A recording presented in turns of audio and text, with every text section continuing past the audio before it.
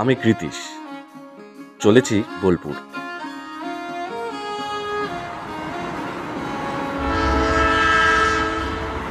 এক আশ্চর্য অন্যরকম জগতের গল্প শুনতে এবং আপনাদের শোনাতে।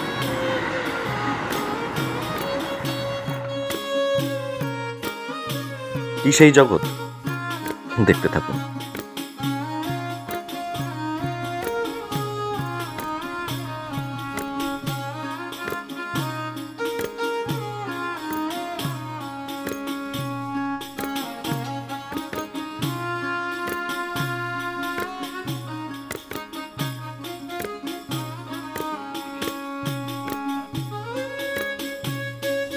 নমস্কার।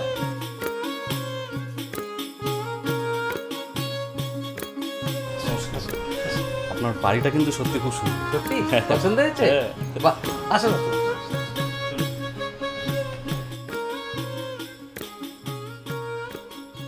কেশববাবু বলুন। আটা ময়দার মতন এই চালটা আমাদের কাছে শুধুমাত্র একটা খাদ্য, কিন্তু আপনি এবং আপনার পরিবার গত 100 বছর ধরে এই চালের বিজনেসের সঙ্গে যুক্ত আছেন। এই চালের মানেটা আপনার কাছে কি? চালের অর্থ আমার কাছে বলতে গেলে একটু লম্বা করে বলি আমি। যেমন ক্ষুধার্তর কাছে এটা অন্ন, কর্মহীনের কাছে এটা কর্ম, ট্রান্সপোর্টারের কাছে এটা পণ্য, সরকারের কাছে এটা কমোডিটি, আমাদের পরিবারের কাছে এটা একটা জীবনযাপন, আর আমার কাছে এটা একটা স্বপ্ন।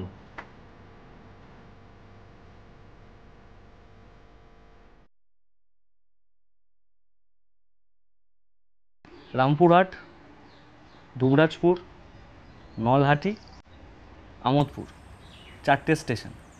এই 4টে স্টেশন নিয়ে যে আপনাদের এই 100 বছরের জার্নি, 100 বছরের ব্যবসা, এই গল্পটা শুনবো। এটা আমার পক্ষে একা কভার করা সম্ভব নয়। আমরা সবাই মিলে চেষ্টা করব এটাকে কভার করার। প্রথমে পরিচয় করে দিই, বাবা প্রভাত কুমার হালদার, তারপরে ছোট কাকা উত্তম হালদার, আর মা। খাবার তো অনেক আছে, ব্যবসাও অনেক আছে, ওয়াই রাইস, চাল কেন? সালটা 1924, স্বভাবতই ইংরেজ আমল। দেশে যথেষ্ট খাদ্যাভাব আছে, কর্মের অভাব আছে। সেই সময় ব্যবসা কি শুরু করা যায় যখন ভাবনা পরিবারের মধ্যে চলে, তখন একটা কথা উঠে আসে যে তখন চালের কোয়ালিটি বলতে ঢেকি ছাটা চাল। এটাকে একটা প্রাতিষ্ঠানিক রূপ দেওয়া, রাইস মিল। রাইস মিল করলে মানুষের কাছে কোয়ালিটি রাইস পৌঁছে দেওয়া যাবে, তার বাই প্রোডাক্ট পুরোটাকে ক্যাটল ফিড হিসাবে ইউজ করা যাবে, সেখানে প্রচুর কর্মসংস্থান হবে, চাষিরা তার নির্ভরযোগ্য জায়গা পাবে ধান বিক্রি করার। এই সামগ্রিক দিকটা ভেবে পারিবারিক সিদ্ধান্ত যে রাইস এবং অয়েল মিলের বিজনেসে ঢোকা। কিন্তু একটা কথা বলুন, এত জায়গা থাকতে রামপুরহাটকে কেন বেছে নিলেন? আমাদের গ্রামের বাড়ি হচ্ছে রামপুরহাট থেকে 16 কিলোমিটার দূরে নারায়ণপুর বলে একটা জায়গা। সেখানে যে সমস্ত আমাদের চাষের ধান উৎপন্ন হতো সেইগুলোকে প্রপার ইউটিলাইজ করা, আর রামপুরহাটে আশেপাশে যে সমস্ত জায়গা ছিল চাষিরা যেখানে হন্য হয়ে ঘুরে বেড়াতো ধান টান বিক্রি করার জন্য, সেগুলোকে এক জায়গায় নিয়ে আসা। এই জন্য রামপুরহাটে আর যোগাযোগের ব্যবস্থাটা। দাদু অনেক দিন ধরে এই BC Haldar rice and oil মিলটাকে খুব সাকসেসফুলি চালিয়েছিলেন, এবং দাদু খুব বড় ব্যবসাদার ছিলেন, খুব ভালো ব্যবসাদার ছিলেন, এবং ওখানে সাধারণ মানুষের সঙ্গে দাদুর ভীষণ আত্মিক সম্পর্ক ছিল। সম্পর্কের লেভেলটা এই জায়গায় ছিল যে সাধারণ চাষি এবং মানুষ তাদের সমস্ত ধান এবং গচ্ছিতটাও মিলে রেখে যেতেন। ভাবটা এরকম যে ওনাদের যখন প্রয়োজন হতো তখন ওনারা নিতে আসতেন। মানুষ তাদের গচ্ছিত রেখে যাওয়া এবং তাদের প্রয়োজন ভিত্তিক তুলে নিয়ে যাওয়া, এটা একদম বন্ডের সমতুল্য। ওই যেটা বললো সব ঠিক আছে, কিন্তু বিশ্বাসযোগ্যতা সেটা তো অর্জন করতে হয়। বাবা বহু ছোট থেকে এই বিশ্বাসটা অর্জন করেছিল, যার ফলে এতদিন ধরে এক নাগারে একাই ব্যবসাটা চালিয়ে গিয়েছিলেন। ওই বিসি হালদার রাইস মিলে বাবার তো অন্য ভাইরাও ছিল, তারা কেউ কোনোদিন দেখতেও আসতো না, এতটাই বিশ্বাস বাবার ছিল ওপর। ওই যে মিলে যে রোজগার হতো, ওই রোজগারের টাকাটা সব শরিককে ওই সংসার চালাতে দিতে। প্রায় 35টা সংসার ওই ব্যবসার উপরে নির্ভর করে চলতো। ওই আমি ছেড়ে দিলে সোনার গৌর আর তো পাবো না, ভুবন মোহন গোরা। মিলে যারা কাজ করে তারা এবং আমরা প্রত্যেকেই কিন্তু মিলের মধ্যেই থাকি, এবং মিলের ভেতরে একটা আলাদা জগৎ আছে। সেখানে একই পুকুরের মাছ, একই গরুর দুধ, এই যে একটা পরিবেশ যে এখানে থাকো এবং কাজ করো, এবং আমাদের মধ্যে বন্ধনটাও খুব সুদৃঢ়, জাস্ট লাইক এ ফ্যামিলি। এবং আমাদের জন্মও মিলের মধ্যে, আজ পর্যন্ত মিলের মধ্যেই বাসস্থান। না ছেড়ে দেব না তোমায় হৃদয় মাঝারে রাখিব, ছেড়ে দেব না তোমায় হৃদয় মাঝে রাখিব, ছেড়ে দেব না।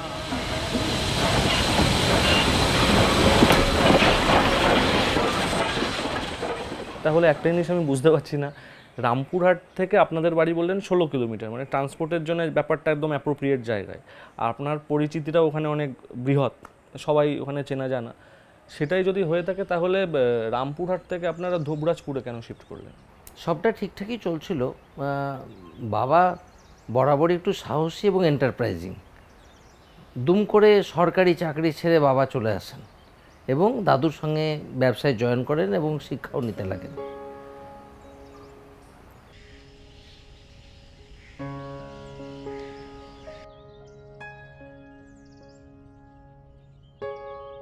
গোল বাঁধলো কোথায়? বাবার যে এন্টারপ্রাইজিং ভাবনাগুলো ছিল সেই সময় কিন্তু মিলের বিভিন্ন মহল থেকে ওটা অ্যাকসেপ্ট করতে পারেনি। ওখানে আমার খুব একটু প্রতিপত্তি তৈরি করেছি, সেটা আমাদের ম্যানেজার ভালো চোখে দেখেনি। আমাদের অন্যান্য শ্রমিকদিকে আমার সঙ্গে দু একটা কথা বলাতে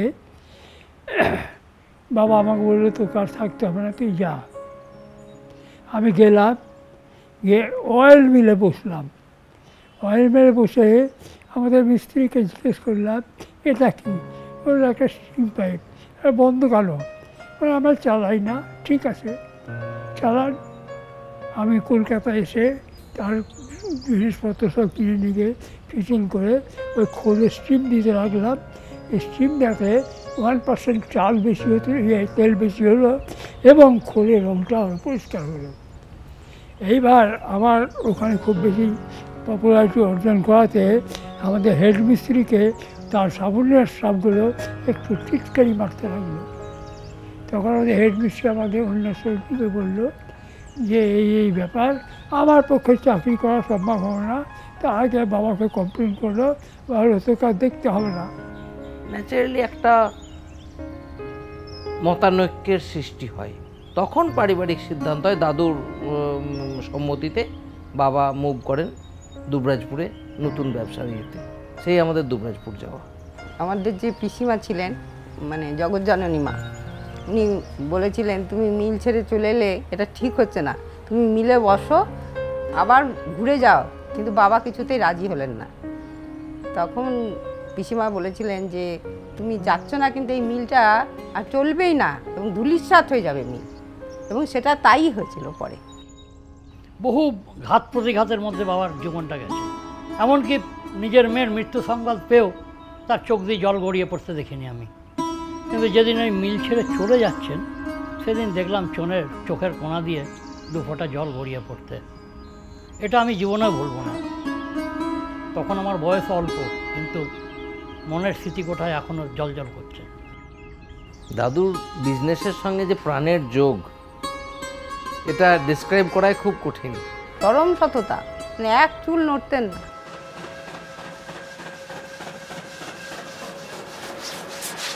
দুবরাজপুরের স্টেশন থেকে ট্রেনটা এসে পৌঁছলো নলহাটি। কেশববাবুর বয়স তখন মাত্র 11।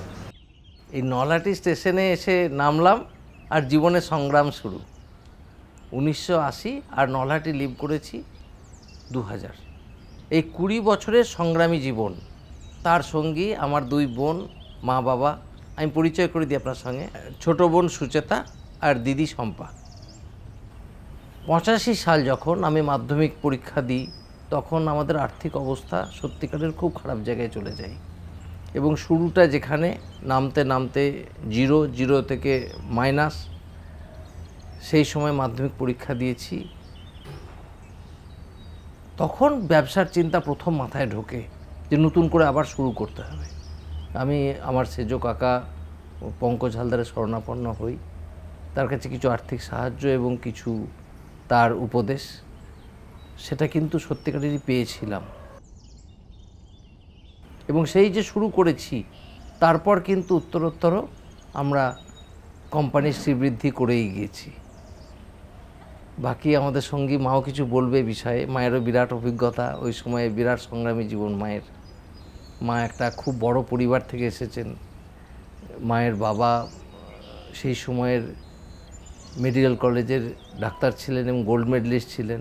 উনি নেতাজি সুভাষচন্দ্র বসুর সঙ্গে স্বাধীনতা সংগ্রামও করেছেন, এবং সেখান থেকে মায়ের কাছ থেকে আমরা যে উপদেশ এবং চলার পথটা পেয়েছি, সেটাই কিন্তু আমাদের আজও পাথেয়, এবং সেই পথে কোম্পানি সেই পথে আজকে নতুন পথে গিয়ে যাচ্ছে। সব সময় আমি ওয়াচ করতাম যে ধান চাল যেন একটুও নষ্ট না হয়, এবং যেটুকু ধান চাল আমাদের তো সেই সময় একদম বন্ধ মিল, ওই হপারে বা যেখানে সব ধান টান থাকতো, আমি ওই ভিতরে চলে যেতাম, দিয়ে ওই লেবার দিকে দিয়ে ওগুলো বার করাতাম, বার করিয়ে ওগুলোকে পরিষ্কার করে হাস্কিংয়ে পাঠাতাম। হাস্কিং থেকে চাল হয়ে আসতো, সেই চালেই আমি হয়তো 6 মাস 1 বছর চালিয়ে দিতাম, সংসার চালিয়ে। ওদের মানে ফিস দাখিল করার মতনও পয়সা ছিল না।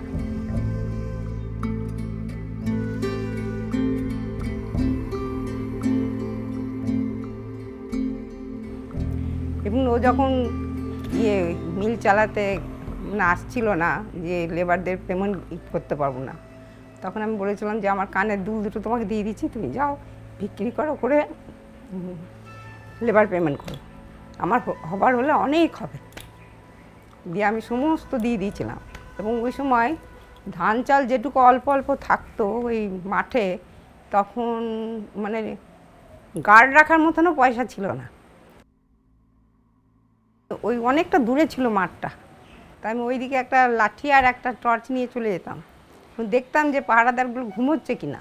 কেউ কেউ ঘুমালে এক দিন আমি মানে বকাবকি করে চলে আসতাম, কিন্তু আমার ওই ছিল যে ধান কটা যেন বাঁচে, মানে শুয়োরে যেন না খায়, এইভাবে 2-3 বার যেতাম।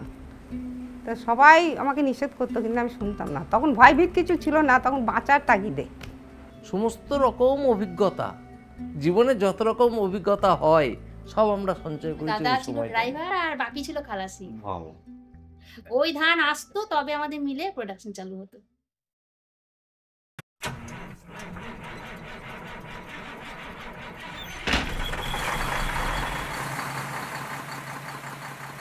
একদিন ট্রাক গিয়েছে, তার হেডলাইট বন্ধ হয়ে গেছে।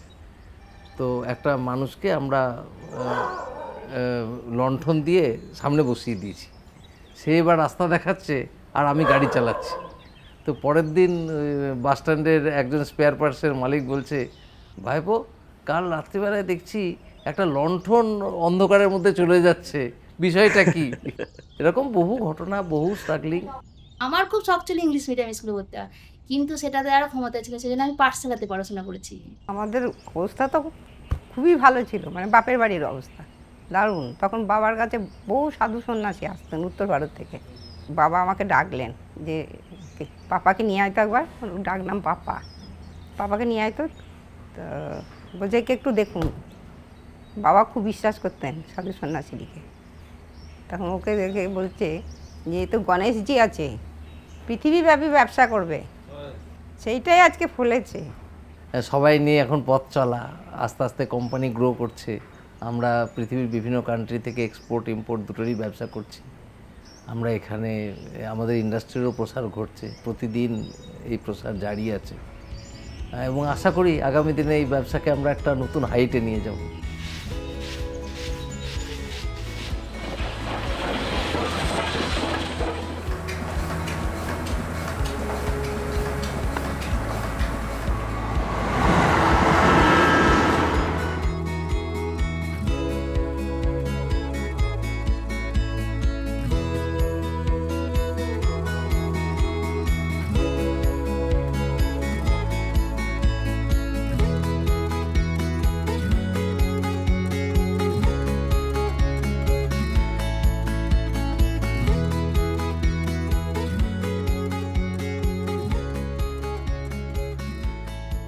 আসল কথা, ব্যবসাও একটা সাধনা। সুতরাং একটা নির্দিষ্ট লক্ষ্য, সেই লক্ষ্যে অবিচল থাকা, অবিচল থেকে অনবরত কাজ করে যাওয়া, নিরবিচ্ছিন্নভাবে কাজ করে যাওয়া, তার মধ্যে সততা এবং সমতা সমানভাবে বজায় রাখা, এই পথে কাজ করে গেলেই একটা কোম্পানি দীর্ঘজীবী হবে বলে আমি বিশ্বাস করি। এই ইন্ডাস্ট্রিটা সময়ের সঙ্গে বারবার পরিবর্তিত হয়েছে। একদম প্রথমে আমরা যেটা খেয়াল করতে পারি, তখন ধান থেকে ছোট্ট মেশিন ছিল, তার থেকে শুধু চাল হতো। এখন ধান থেকে চাল, তার বাই প্রোডাক্ট ব্রান, ব্রান থেকে আবার রাইস ব্র্যান অয়েল, এবং তার by product de oil rice bran. সে ডি অয়েল রাইস ব্র্যান আবার ক্যাটেল ফিড পোলট্রি ফিড সব জায়গায় সাপ্লাই হয়। সুতরাং সাবজেক্ট এখন অনেক বড়। আর চালের প্রশ্নে যদি আসি, ধান থেকে চাল করার মেকানিজম আমূল পরিবর্তন হয়েছে। এখন বর্তমান মেশিনে পালিশ করার সিস্টেম অনেক উন্নত হয়েছে। তারপরে ডিস্টোনিং সিস্টেম খুব ভালো হয়েছে, এখন একদম স্টোন ফ্রি রাইস। তারপরে যেটা হয়েছে, কম্পিউটারাইজড মেশিনে ইয়েলো গ্রেন, ব্ল্যাক গ্রেন, সমস্ত রকম ফরেন মেটেরিয়ালস এবং আলাদা কালারের গ্রেনকে শর্ট করে নেওয়া হয়। সুতরাং বাড়িতে মহিলাদের আর ওইভাবে আঙুলে করে একটা একটা করে চাল বাছার বা শর্ট করার প্রয়োজন নাই। এই যে শেষটাকে বোঝায়, একটা ছোট্ট দানা দাগ আছে, এই দাগটা চালের জন্য ভালো। আর এই যে একটা বড় দাগ, এই দাগটা চালের জন্য খারাপ। এইটাতে মুড়ির ফুড ভালো হবে, আর এটাতে মুড়ির ফুড খারাপ হবে। আর ভালো চাল বলতে যেটা বোঝায় যে এটা মার্কেটেবল, মানে দেখতে ভালো, এটা যে রান্না করবে, রান্না করতে ইজি, রান্না করার পর প্লেটে যখন দেবে, প্লেটে দেখতে ভালো, তারপর যে খাবে সে ভালো স্বাদ পাবে, তার মানে এটাকে ভালো চাল বলা যায়। তো এইসব জিনিসগুলোকে মাথায় রেখে তোমাকে চাল বানাতে হবে। কাকা, তুমি ওকে একটু বোঝাও যে ভালো চাল করতে গেলে কি করতে হবে। প্রথমত ভালো ধান কিনতে হবে, ইল্ড করতে হবে, আর কত ধানে কত চাল হচ্ছে, মানে দ্যাট ইজ রেশিও, সেটার উপর খুব ধ্যান দিতে হবে।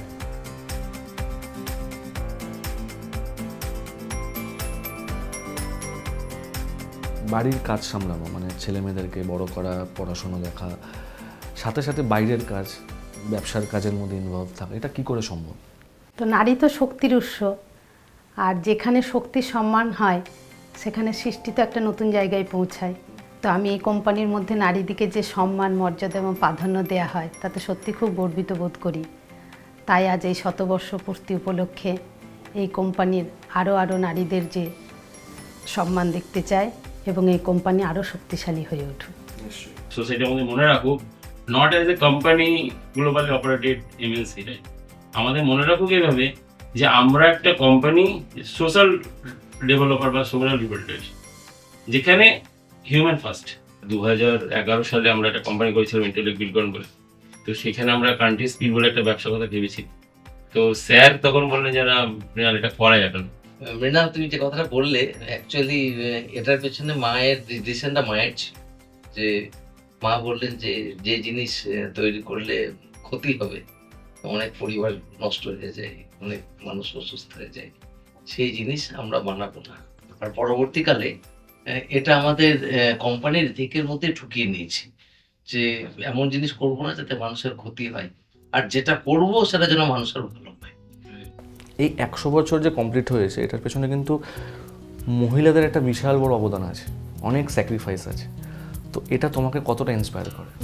ওই সময়ে they didn't have much choice or chances to come forward and do something, কিন্তু তাদের অসম্ভব চেষ্টা এবং শক্তির জোরে তারা সেই পর্দাকে পেছনে ফেলে আজকে সামনে এসে দাঁড়াতে পেরেছে। আমি তাদের এই অবদানকে সম্মান জানিয়ে এই পথে এগিয়ে যেতে চাই। ঈশ্বর আমাকে সেই সুযোগ দিয়েছে যে আমি এই চেয়ারে বসে আছি, কিন্তু আসল কর্ম করে কিন্তু গ্রাসরুট লেভেলের লোকগুলো, এবং স্তরে স্তরে তারা যে কর্ম করে তার প্রতিফলন আমাদের ব্যবসার মধ্যে প্রতিফলিত হয়। সুতরাং আমি তাদেরকে লিড করি মাত্র, ঈশ্বর সেই সুযোগ আমাকে দিয়েছে, আমি লিড করি, তার বেশি কিছু নয়। Now as we grow and expand into both new countries, new markets, and also into new business sectors, we are moving towards being more process driven. We're developing a lot of new processes that will help us grow and expand and take the business forward instead of being dependent on certain people. So as we grow as a company, we need to make sure, and we want to make sure, that we stay true to this commitment of developing the community around us. To me, my foremost responsibility is to take these values forward into the future and make sure that the company sticks true to these values in the future. Sounds like the baton is in the right hand.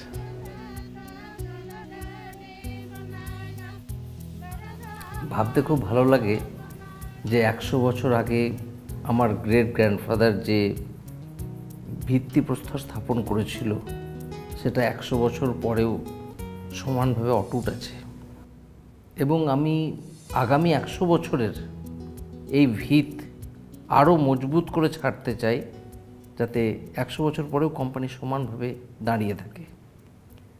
কিন্তু এর মধ্যে কতগুলো ভাবনা আছে। কোম্পানির দায়িত্ব এমন মানুষের হাতে যাওয়া উচিত যে যোগ্যতার বিচারে নির্বাচিত হবে, সে ফ্যামিলির মধ্যে হোক বা ফ্যামিলির বাইরে থেকে হোক।